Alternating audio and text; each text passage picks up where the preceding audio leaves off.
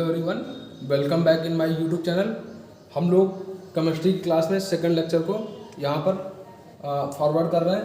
अब हमने पिछले वीडियो में हमने जाना एटम क्या होते हैं, एटम क्या होते हैं, मॉलिक्यूल क्या होते हैं और एलिमेंट क्या होते हैं। Atom, molecule, element. एटम को हिंदी में क्या बोलते हैं? परमाणु। मॉलिक्यूल को क्या बोलते हैं हिंदी में? अणु। और एलिमेंट को हिंदी में बोलते हैं तत्व। तो हमने अपने पिछले वीडियो में यही जाना कि एटम क्या होते हैं, मॉलिक्यूल क्या होते हैं, एलिमेंट क्या होते हैं। मैं आपसे ये उम्मीद कर रहा हूँ कि आपने एटम की डेफिनेशन को लिखा होगा, मॉलिक्यूल की डेफिनेशन को लिखा होगा और एलिमेंट की डेफिनेशन को लिखा होगा। और जो मैंने समझाया था आपको, आपने उसको समझा होगा अच्छे से। और आपको ये पता है कि जो हमारे एलिमेंट होते हैं वो 118 प्रकार के होते हैं। पिछले वीडियो में यही हम लोगों ने जाना कि 118 प्रकार के हमारे एलिमेंट होते हैं। और उन 118 प्रकार के एलिमेंट जो हमारे पास हैं वो हमारे तीनों अवस्थाओं में पाए जाएंगे, सॉलिड, लिक्विड और गैस। तीनों फॉर्म्स में पाए जाएंगे। और ये चीज़ हमने वहाँ पर जानी। और उसके बाद हमने कुछ चीज़ें कंपाउंड के बारे में भी जानी। तो हमने वहाँ पर जाना कि एटम बहुत छोटा होता है, जो कि एलिमेंट का ही पार्ट होता है, सबसे छोटा पार्ट होता है। और ये इतना छोटा होता है 10⁻⁻10 मीटर, जिसको हम लोग अपनी आंखों से देख नहीं सकते हैं। इसलिए हम लोग मॉलिक्यूल, एटम को जोड़ जोड़ के उसका जो इस अवस्था में लेके आते हैं जो केमिकल रिएक्शन में पार्टिसिपेट कर सके। ये केमिकल रिएक्शन में पार्टिसिपेट करता है, जिसको बोलते हैं मॉलिक्यूल। तो उससे अलग अलग कंपाउंड बनाएंगे। कंपाउंड जिसको हिंदी में बोलते हैं यौगिक। और यौगिक का हम लोग दैनिक जीवन में अपने इस्तेमाल करते हैं। और एलिमेंट क्या होता है? उसका विजुअल फॉर्मेट होता है, जिसको हम लोग उठा के कैरी कर सकें, उठा के लेके जा सकें, रख सकें। तो हमारे टोटल होते हैं कितने? 118 प्रकार के। जिसमें से मैंने आपको ये भी बताया था कि 5 प्रकार के एलिमेंट जो है उनको आप याद कर लीजिएगा, जो हाइड्रोजन, हीलियम, लिथियम, बेरिलियम और बोरान थे। हाइड्रोजन, हीलियम, लिथियम, बेरिलियम और बोरान। तो उन पाँचों को आपको इसी तरीके से ही याद करना है। सबसे पहले हाइड्रोजन आएगा, दूसरे नंबर पर हीलियम, फिर तीसरे नंबर पर लिथियम, फिर बेरिलियम, फिर बोरान। ये पांचों मैं उम्मीद कर रहा हूँ आपको पता होंगे। इन सबकी आपके पास डिफिनेशन लिखी होगी। और सॉलिड, लिक्विड, गैस 3 फॉर्म में होते हैं। और मॉलिक्यूल ही रिएक्शन परफॉर्मेंस में पार्टिसिपेट करते हैं। तो यहाँ पर मैं लिख देता हूँ रिएक्शन अपक्रिया, जिसको हिंदी में बोलते हैं अपक्रिया। क्योंकि हमारे पास हिंदी मीडियम की भी बहुत छात्र रहते हैं और इंग्लिश मीडियम की बहुत छात्र रहते हैं। तो हम लोग बाई लैंग्वेज में चीज़ें समझेंगे, हिंदी इंग्लिश दोनों के कॉम्बिनेशन से। तो मॉलिक्यूल जो होते हैं वो अपक्रिया करके क्या बनाएंगे? कंपाउंड बनाएंगे, जिसको क्या बोलते हैं? यौगिक। आप ये समझिए, अब मॉलिक्यूल अपक्रिया करके क्या बना रहे हैं? कंपाउंड बना रहे हैं, यौगिक बना रहे हैं। तो हमें अभिक्रिया अभी इसके बारे में नहीं पता है, लेकिन हमें ये पता है कि हाँ, मॉलिक्यूल जो है, अणु जो है, अणु क्या है? आपस में अपक्रिया कर कर कुछ यौगिक बनाते हैं, जिसके बारे में ही हमको पढ़ना है। तो यही हमारी मेन कॉन्सेप्ट यही है केमिस्ट्री का। तो आप ये समझिए, अगर आपको सारे एलिमेंट पता है तो सारे एलिमेंट के आपके अणुओं के बारे में पता है, तो उनके परमाणुओं के बारे में भी अगर आपको पता है तो आपको ये पता है कौन से मॉलिक्यूल आपस में रिएक्शन परफॉर्म करेंगे और कौन कौन से नहीं करेंगे। अगर करेंगे तो कौन सा कंपाउंड बनेगा। तो रिएक्शन परफॉर्म करेंगे कि नहीं करेंगे, ये चीज़ डिपेंड किस पे करेगी? बॉन्डिंग पे, कि मतलब उनमें बॉन्डिंग क्या आएगी। तो बॉन्डिंग के लिए भी हम लोग एक चैप्टर पढ़ेंगे, जिसको बोलते हैं केमिकल बॉन्डिंग।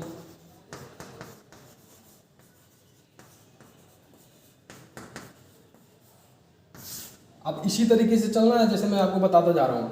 तब जब हम लोग ये अपक्रिया संभव तब होंगी जब उन मॉलिक्यूल्स के बीच में बॉन्डिंग हो सकेगी। तो बॉन्डिंग हमारी कितने तरीके की होती है? Intermolecular, intramolecular, hydrogen bonding, covalent bonding, coordinate bonding, electrovalent bonding, काफ़ी तरीके की बॉन्डिंग यहाँ पे होती हैं। तो वो सारे हम लोग जब बॉन्डिंग को हम लोग समझेंगे, सबसे पहले हम लोग मॉलिक्यूल ही समझ ले कि मॉलिक्यूल के बीच में क्योंकि होनी है बॉन्डिंग। और जब मॉलिक्यूल हमें अच्छे समझ में आ गया तो हमने उनके बीच में समझ लिया बॉन्डिंग, कि कौन कौन सा मॉलिक्यूल हमारा बॉन्डिंग करेगा। एटम के बीच में भी बॉन्डिंग हो रही है, मॉलिक्यूल के बीच में बॉन्डिंग हो रही है। तो हमारे केमिकल बॉन्डिंग चैप्टर हमें समझ में आ जाएगा। जब केमिकल बॉन्डिंग समझ में आ गया तो हमारा कंपाउंड लास्ट में बन के आ रहा है। कंपाउंड बन के आ रहा है तो फिर आप समझिए केमिस्ट्री किस तरीके से हमें पानी है। जब कंपाउंड हमको समझ में आने लगा तब हमको ये समझना है कि ये कंपाउंड की मात्रा कितनी है, अमाउंट कितना लेना, उसको बोलते हैं वॉल्यूमेट्रिक। आयतनमिति गणनाएं, कैलकुलेशन ऑफ वैल्यूमेट्रिक। तो वो भी एक पार्ट है जिसमें मोल कॉन्सेप्ट वगैरह आएगा, एवोगाद्रो नंबर वगैरह आएगा, तो वो सारी चीज़ें हम लोग वहाँ पे पढ़ेंगे।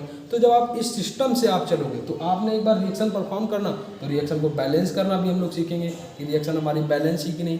जब हमको इतना चीज़ें समझ में आ जाएंगे तो हमें रिएक्शन को याद करना कि ये कंपाउंड मिलके ये चीज़ें बनाएंगे, बहुत आसान हो जाएगा। तो हम लोग इस केमिस्ट्री को बहुत ही आसान करना, इस वीडियो लेक्चर का उद्देश्य ही यही है कि इस केमिस्ट्री को इतना आसान कर देना है कि भारत में बैठा हर एक बच्चा वो आसानी से सीख सके। कक्षा 4 से वो अगर चालू करेगा सीखना तो वो आराम से सब चीज़ें उसको समझ में आए। केमिस्ट्री में हमको मास्टरी करनी है। तो आज हम लोग अब देखेंगे जो हमारे एलिमेंट है, और मैं जितनी चीज़ें आपको कहता जाऊँ तो उसकी आप डेफिनेशन प्लीज़ नोट करा करिए, क्योंकि अगर मैं आपको यहाँ पर नोट कराऊँगा एलिमेंट, मॉलिक्यूल और एटम के बारे में डेफिनेशंस वगैरह भी, तो ये वीडियो लेक्चर बहुत बड़ा हो जाएगा, और जब बड़ा हो जाएगा तो फिर आपको बोरिंग भी लगेगा। तो यहाँ टू द पॉइंट वो बातें करनी है जो आप खुद से नहीं समझ सकते हो। जो आप खुद से कर सकते हो उसको आपको खुद करना है और एफर्ट लगाना है, क्योंकि जब आप एफर्ट लगाओगे तभी आपको चीज़ें अच्छे समझ में आएगी। तो आप बिल्कुल कॉपी पेन वगैरह लेके बैठा करो और पॉइंट्स को नोट किया करो। जो मैं कहता हूँ उसकी आपको डेफिनेशन और प्रॉपर नोट्स बनाते हुए चलना है, क्योंकि आप भी एफर्ट लगाओगे तभी ये चीज़ें आपको समझ में आएगी, सिर्फ मेरे समझा देने से ही नहीं समझ में आएगी। तो अब हम लोग बात करने जा रहे हैं आपको 118 प्रकार के एलिमेंट। तो इसको देखते हैं, पहले इसको रफ करेंगे, ठीक है। अब हम लोग सबसे पहले जानेंगे कि हमारे पास 118 प्रकार के कौन से परमाणु हैं। सबसे पहले यही अगर जान लें तो उन्हीं परमाणुओं से मिलके क्या बनेंगे, अणु, और उन्हीं अणुओं से क्या मिलके बनेंगे, तत्व, जिसको बोला जाता है ये तत्वों का आवर्ती नियम, मेंडलीव की आवर्त सारणी, दीर्घाकार आवर्त सारणी, तो पीरियडिक टेबल हिंदी में बोलते हैं। तो हम लोग सबसे करेक्टेड वर्जन को यहाँ पे पढ़ेंगे, क्योंकि हम लोगों के पास सफिशिएंट टाइम इतना ज़्यादा नहीं है कि मतलब हम लोग उसको हिस्टोरिकल बैकग्राउंड से उठाएं। हिस्टोरिकल बैकग्राउंड की बात हम लोग समय समय पे करेंगे, लेकिन हम लोग यहाँ पर सबसे ओरिजिनल फॉर्मेट की बात करेंगे। तो हमारे पास 118 प्रकार के जो तत्व हैं उसको साइंटिस्टों की एक बड़ी जर्नी लगी। उस जर्नी ने इनको एक सिस्टमैटिक तरीके से यहाँ पर सिस्टम में रखा। तो उसको जो रखा वो साइंटिस्ट का नाम था मेंडलीव, और उसमें मोजले उनके एक शिष्य थे, उन्होंने उसको कुछ करेक्शन अप्लाई करके उसको बढ़िया मॉडिफाई तरीके से रख दिया ताकि चीज़ों को समझना बहुत ही आसान हो जाए। तो उन्होंने जितना आसान किया उसी आसान भाषा में आपको समझाने जा रहा हूँ। तो हम लोग आज 118 प्रकार के पहले तत्वों को ही देख लेते हैं कि ये कहाँ रखे हुए हैं, कहाँ से हमको इनको उठाना है। इसके बाद हम लोग चालू करेंगे। तो जिसको बोलेंगे पीरियडिक टेबल भी, आप चाहो तो यहाँ पर डाल दो।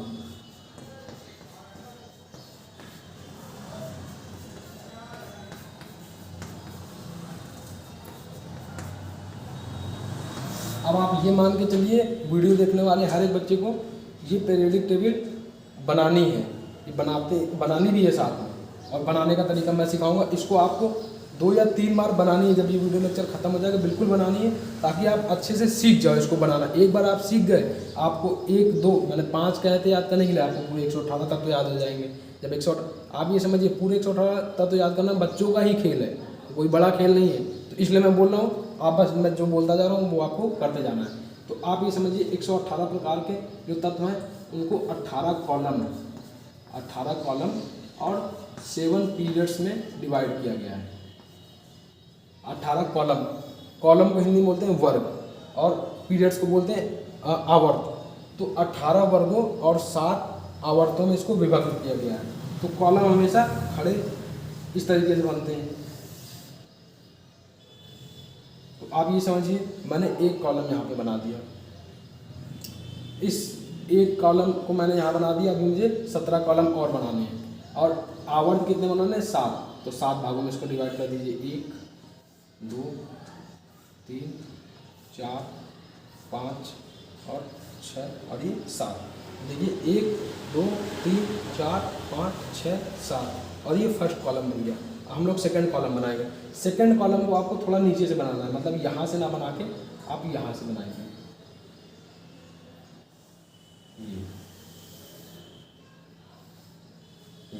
और इसी लाइन को बस आगे बढ़ा देना है। तो आप देखिए पहला कॉलम 7 आवर्त बनाए, फिर यहाँ थोड़ा नीचे से बना के ये बनाया, तो हमारे कॉलम कितने हो गए, 2 बन गए। अब हमें कितने बनाने हैं, 16 कॉलम और बनाने हैं। तो अब मैं 10 कॉलम को बनाऊंगा। लेकिन देखिए यहाँ से फिर दो, पहली बार एक ब्लॉक को छोड़ा, अब दूसरी बार में 2 ब्लॉक को छोड़ना है। 2 ब्लॉक को छोड़ के यहाँ से एक सीधी लाइन आप खींचिए यहाँ तक, ये भी लाइन सीधी जाएगी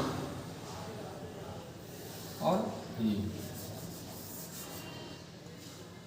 अब इस यहाँ पे मेरे 2 कॉलम बन गए, यहाँ पे मेरे कितने आएंगे 10 कॉलम आएंगे, और यहाँ पे कितने आ गए 2, तो 10 तो 12 कॉलम हमारे हो गए। तो 10 कॉलम हमारे यहाँ पे आएंगे। अब हमारे बच कितने रहे, 6 कॉलम बच रहे हैं। 6 कॉलम जो बच रहे हैं, अब देखिए इसी लाइन को, ये वाली जो लाइन है इसको हम लोग बराबर से आगे लेके जाएंगे। ये सेकंड वाले ब्लॉक, ये ब्लॉक को छोड़ के सेकंड वाली लाइन, इस लाइन को यहाँ से ऐसे लेके जाएंगे, ये इस तरीके से।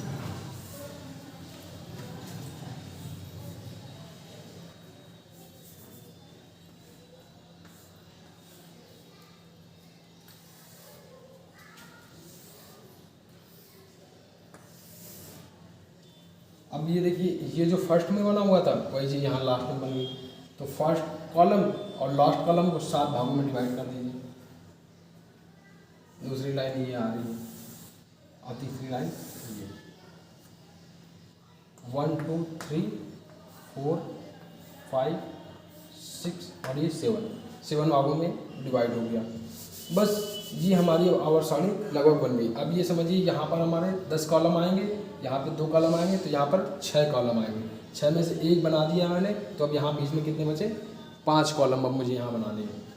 तो 1 2 3 और ये 4 और ये 5, 1 2 3 4 5 और ये 6 यहाँ बन गए, 2 यहाँ बन गए। बीच में कितने आएंगे कॉलम, 10 कॉलम आएंगे। तो 10 कॉलम आएंगे। इससे पहले इसको भी मिला देते हैं इन लाइनों को, भाई पीरियड्स तो हमारे सेम ही रहेंगे। अब जब इतना काम हो गया है, तब यहाँ पर अब कितने कॉलम बचे हैं 10, तो इनको भी बना देते हैं। 1 2 3 4 5 6 7 8 9, बस ये हो गया 10। 1 2 3 4 5 6 7 8 9 और ये 10। थोड़ा इस लाइन को इधर कर देते हैं। ये हमारे 10 कॉलम हो गए। 10 कॉलम जब हमारे हो गए, तो इन पीरियड्स को भी मिला देते हैं।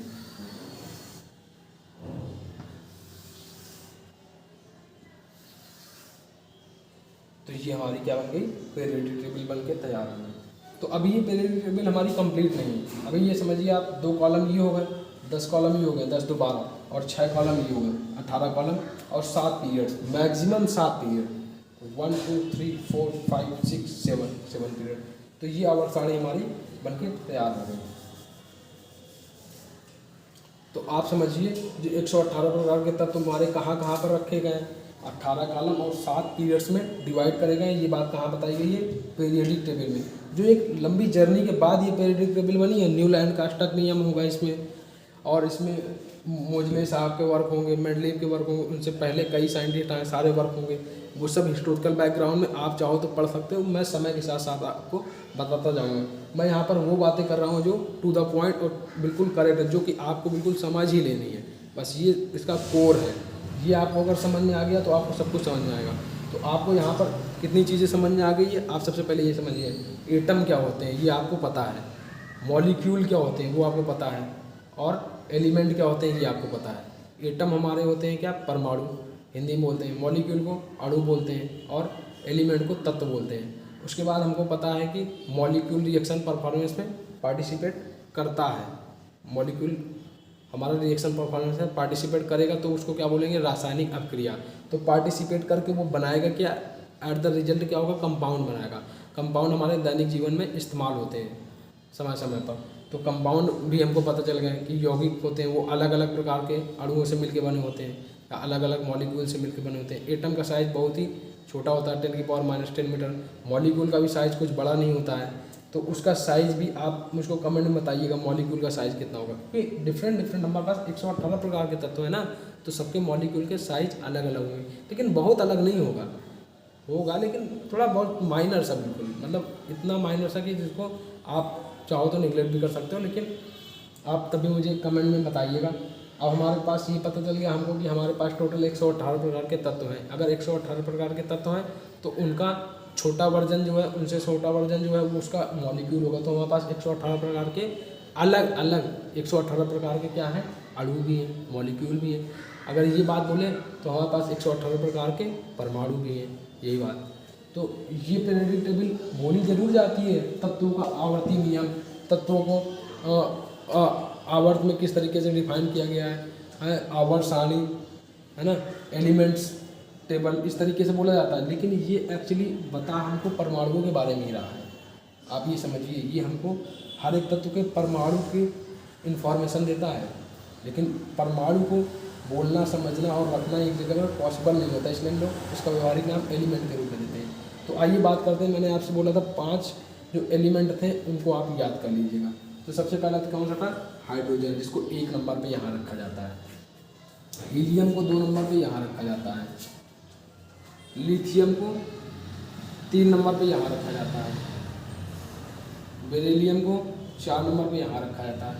बोरान को 5 नंबर पे यहाँ रखा जाता है। फिर कार्बन, नाइट्रोजन, ऑक्सीजन को 8 नंबर पर यहाँ रखा जाता है। अभी मैं नंबर लिख रहा हूँ, अभी मैं सिंबल नहीं लिख रहा हूँ, क्योंकि ऑक्सीजन को O से डिफाइन करते हैं, कार्बन को C से डिफाइन करते हैं, हीलियम को He से डिफाइन करते हैं। वो अभी बाद में लिखेंगे, अभी कॉम्प्लिकेटेड नहीं करेंगे। अभी आपको बस ये समझ लेना है कि ये पीरियोडिक टेबल हमें बनाना सीख लेना है बिल्कुल यहाँ पर।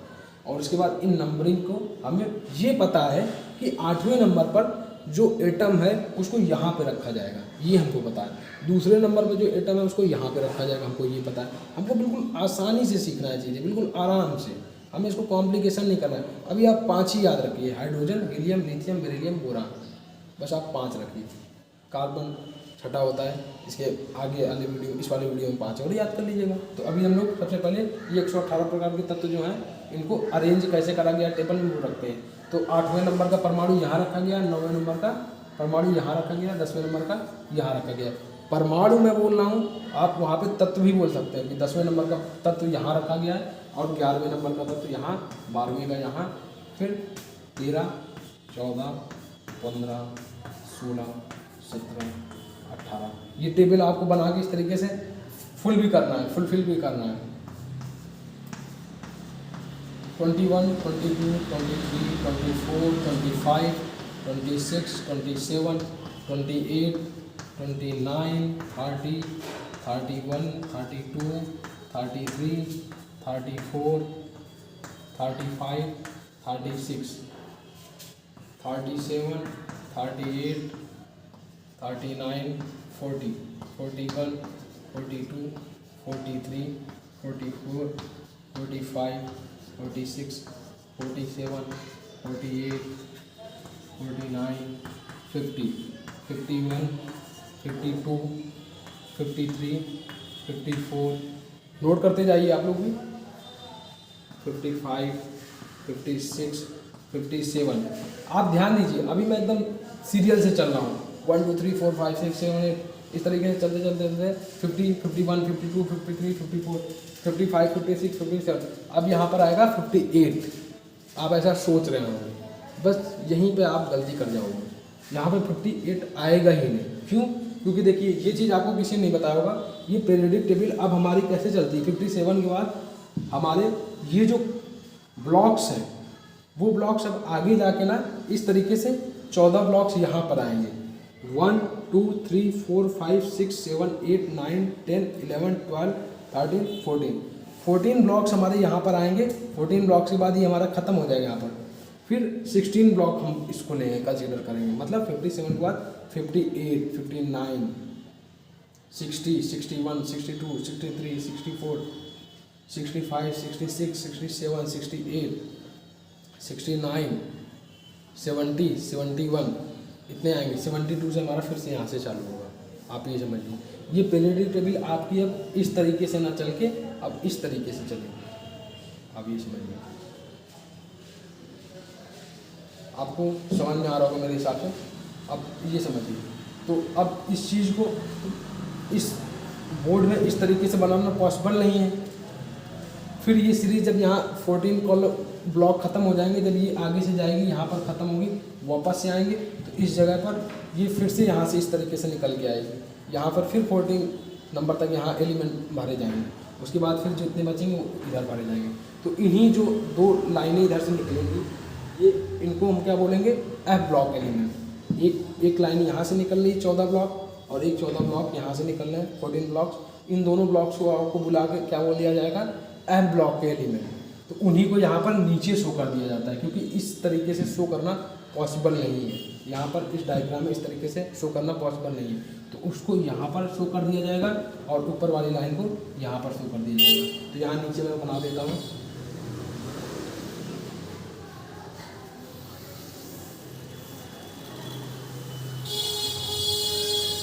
तो 1 और 2, तो 2 भागों में इसको भी डिवाइड कर दिया। अब कितने ब्लॉक्स में, 14, तो 1 2 3 4 5 6 7 8 9 10 11 12 13 14, ठीक है। 14 के बाद 57 के बाद आ जाएगा यहाँ पर 58 59 60 61 62 63 64 65 66 67 68 69 70 और 71। 71 के बाद हमारा फिर यहाँ पर कितना आएगा, 72, ये होएगा हमारा 73 74 75 76 77 78 79 80 81 82 83 84 85 86 86। अब 86 के बाद 87 88 और फिर आया 89। 89 के बाद फिर हमारी ये सीरीज़ 14 कॉलम तक इस तरीके से चलेगी, 14 ब्लॉक इसमें भरे जाएंगे, जो कि यहाँ पर शो करना संभव नहीं था, तो मैंने यहाँ पर शो कर दिया ये नीचे पहले से। और ये जो 57 के बाद सीरीज़ चली थी, ये 14 ब्लॉक जो भरे गए हैं 58 से लेकर 72 71 तक, वो मैंने यहाँ पे शो किया है, ठीक है। तो हम लोग 89 के बाद यहाँ पर क्या भरेंगे, 90 91 92 93 94 95 96 97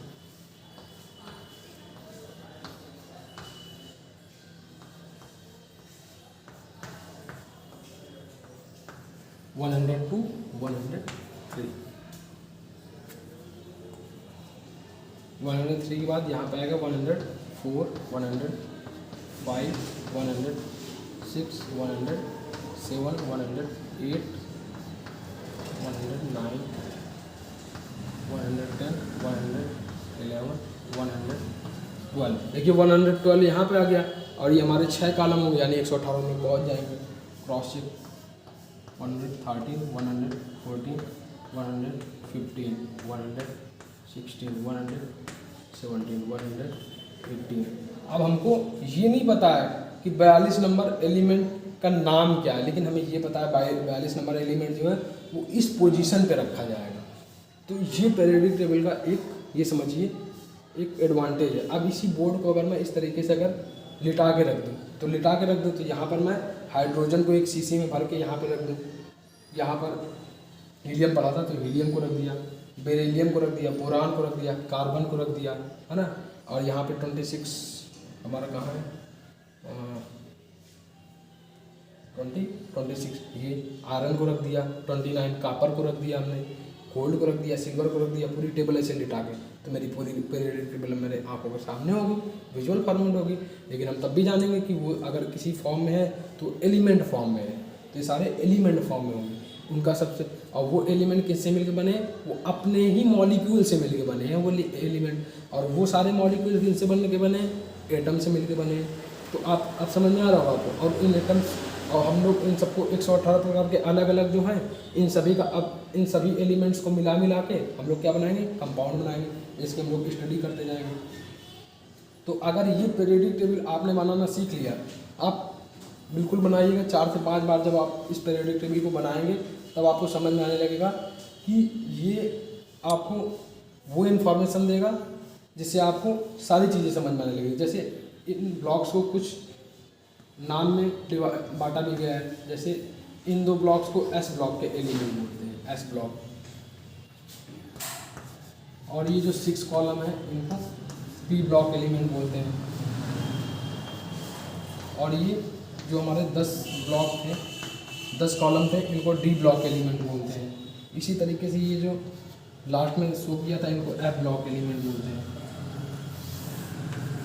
तो जब एफ ब्लॉक एलिमेंट है, एस ब्लॉक एलिमेंट है, डी ब्लॉक एलिमेंट है, पी ब्लॉक एलिमेंट है, इनको क्यों बोला जाता है एस ब्लॉक एलिमेंट, इनको पी ब्लॉक एलिमेंट क्यों बोला जाता है, इनको डी ब्लॉक एलिमेंट क्यों बोला जाता है, इनको एफ ब्लॉक एलिमेंट क्यों बोला जाता है, ये सब केमिकल बॉन्डिंग का एक पार्ट है। उसको समझने के लिए सबसे पहले आपको एटम को समझना पड़ेगा। तभी मैं आपसे बार बार बोल रहा हूँ। सबसे पहले मैं उम्मीद कर रहा हूँ कि आपको आज के बाद इस वीडियो लेक्चर सीरीज़ में क्या क्या चीज़ें पता हैं। आपको ये पता है कि एटम क्या होते हैं, फिर आपको क्या पता है मॉलिक्यूल क्या होते हैं, फिर आपको क्या पता है एलिमेंट क्या होते हैं, फिर आपको क्या पता है कंपाउंड क्या होते हैं। आपको एक छोटी सी एक जानकारी ये भी है कि जो मॉलिक्यूल होते हैं वही अपक्रिया में पार्टिसिपेट करते हैं, रिएक्शन फॉर्मेशन में पार्टिसिपेट करते हैं। तो केमिकल रिएक्शन फॉर्मेशन में पार्टिसिपेट करते हैं हमारे क्या मॉलिक्यूल। तो उन मॉलिक्यूल्स के बारे में बता, और मॉलिक्यूल्स पार्टिसिपेट करके रिएक्शन परफॉर्म करके एट द रिजल्ट क्या लेके आते हैं, बनाते हैं कंपाउंड, जो कि कंपाउंड हमारे जगह जगह पर इस्तेमाल होते हैं हमारे रिक्वायरमेंट फुलफिल करने के लिए। तो हमें कंपाउंड के बारे में भी एक आइडिया है कि हाँ ये होते हैं। अब आप ये समझिए, हमको ये भी पता है कि हमारे 118 प्रकार के एलिमेंट होते हैं और 118 प्रकार के परमाणु होते हैं, जिनको इस तरीके से मेंडलीव की आवर्त सारणी, जिसको दीर्घाकार आवर्त सारणी भी बोला जाता है, इस तरीके से व्यवस्थित करा गया है। जिसको आपने ये भी सीख लिया है कि इन 118 प्रकार के तत्वों को हम लोगों ने इस तरीके से यहाँ पर व्यवस्थित करके रख दिया है। अब आपके सामने पूरे 118 प्रकार के हैं और वो कॉलम और पीरियड्स में डिफाइन है, जिसमें 18 कॉलम है, 7 पीरियड है। और आपको ये नहीं पता है कि 14वां एलिमेंट कौन सा होगा, लेकिन आपको ये पता है उसकी पोजीशन ही होगी, वो यहीं पे ही रखा जाएगा। 118वां अगर भविष्य में ढूंढा गया तो आपको ये नहीं पता वो कौन सा होगा, लेकिन आपको ये पता है उसको रखा यहीं पे जाएगा। और आपको ये भी पता चल गया कि इनको ब्लॉक्स में भी डिवाइड करा गया। इन 2 कॉलम को एस ब्लॉक एलिमेंट, इन 10 कॉलम को डी ब्लॉक एलिमेंट, और इन 6 कॉलम को पी ब्लॉक एलिमेंट बोलते हैं और इनको एफ ब्लॉक एलिमेंट बोलते हैं। तो हमको अब ये समझ में आ रहा है, ये सारी चीज़ें समझ में आ रही, लेकिन हमको ये नहीं समझ में आ रहा है कि इसको एस ब्लॉक एलिमेंट बोलते क्यों हैं, इसको पी ब्लॉक एलिमेंट क्यों बोलते हैं, इसको डी ब्लॉक एलिमेंट क्यों बोलते हैं, इसको एफ ब्लॉक एलिमेंट बोलते क्यों हैं, हमको ये नहीं समझ में आ रहा। तो हम लोगों को ये समझने के लिए सबसे पहले हमने क्या पढ़ा था, हमने एटम पढ़ा, एटम से मिलकर बने मॉलिक्यूल, मॉलिक्यूल से मिलकर बने एलिमेंट। मतलब कि हमारे एलिमेंट से छोटी यूनिट मॉलिक्यूल, मॉलिक्यूल से छोटी यूनिट एटम होती है। अब इस एटम को हमें और स्टडी करनी है, तो उस स्टडी को हम लोग बोलते हैं क्या एटम भी किसी चीज़ से मिलकर बना है। तो अब आंसर है हाँ, बना है। तो हम लोग उसी को जब अगर पढ़ेंगे तो उस चीज़ को बोलेंगे एटॉमिक स्ट्रक्चर।